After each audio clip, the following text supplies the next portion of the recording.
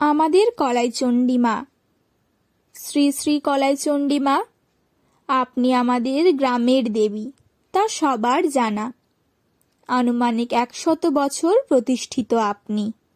সঠিক হিসেব আমরা কেউ না জানি। আপনি আছেন আমাদের তরে, আপনার পুজো করি মোরা ভক্তি ভরে।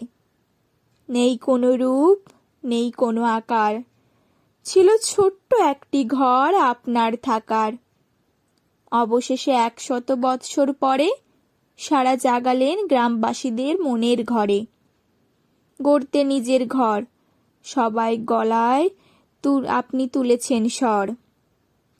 হবে নতুন করে মায়ের মন্দির, গ্রামবাসীরা করল তাই মনস্থির।